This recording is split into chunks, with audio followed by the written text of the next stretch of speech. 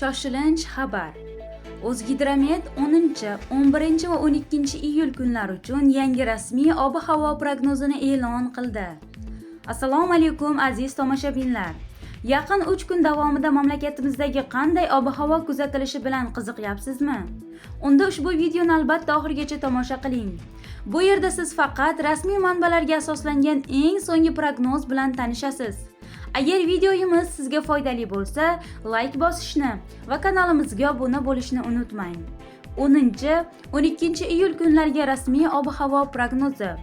Kelasi 3 kun mobaynida respublika hududlarining aksariyat qismida quruq, kam bulutli va juda issiq ob-havo saqlanadi. Havo harorati deyarli barcha hududlarda yuqori darajada qoladi. Qoraqalpog'iston Respublikasi va Xorazm viloyatida yog'ingarchilik kutilmaydi. G'arbiy shamol 7-12 metr/soniya tezlikda esadi. Ayrim hududlarda 13-18 metr/soniyagacha kuchayishi mumkin.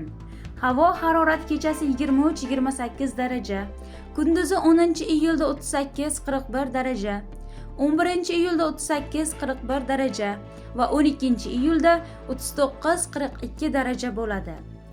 Buxoro va Navoiy viloyatlarida ham quruq va juda issiq ob-havo hukm suradi. Shamol 7-12 metr/soniya tezlikda esadi. Kechasi havo 25-30 daraja, kunduzi mos ravishda 41-44, 41-44 va 42-45 darajagacha isiydi. Toshkent, Sirdaryo, Jizzax va Samarqand viloyatlarida yog'ingarchilik kuzatilmaydi, osmon kam bulutli bo'ladi. Shamolning tezligi sekundiga 7-12 metrni tashkil etadi. Kechasi havo harorati 23-27 daraja, kunduzi 37-40 daraja, keyingi kunlarda esa 38-41 darajaga ko'tariladi. Qashqadaryo va Surxondaryo viloyatlarida juda issiq ob-havo saqlanadi. Ayrim joylarda shamol biroz kuchayishi mumkin. Kechasi 27-32 daraja, kunduzi 10-iyulda 43-46 daraja, 11-iyulda 43-46 daraja va 12-iyulda 44-47 daraja bo'lishi kutilmoqda. Andijon, Namangan va Farg'ona viloyatlarida ham yog'ingarchilik kuzatilmaydi. Sharqiy shamol 5-10 metr/soniya tezlikda esadi.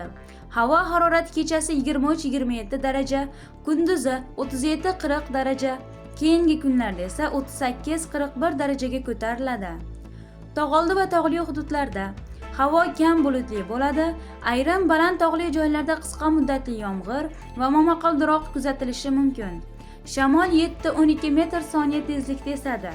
Kechasi 18-23 daraja, kunduzi 10-iyulda 31-36 daraja, 11-iyulda 31-36 daraja va 12-iyulda 32-37 daraja bo'lishi kutilmoqda. Mutaxassislar yuqori harorat saqlanishi munosabati bilan aholidan kunning eng issiq vaqtlarida ehtiyotkor bo'lishni, imkoni boricha soyada yurishni hamda ko'proq suv iste'mol qilishni tavsiya etmoqdalar. Shu bilan birga 10, 11 va 12 iyul kunlari uchun rasmiy ob-havo prognozi yakuniga yetdi. E'tiboringiz uchun katta rahmat. Agar videomiz sizga yoqqan bo'lsa, albatta like bosing, kanalimizga obuna bo'ling va bu ma'lumotni yaqinlaringiz bilan ham ulashing. Keyingi videolarda yana uchrashguncha, xayr va salomat bo'ling.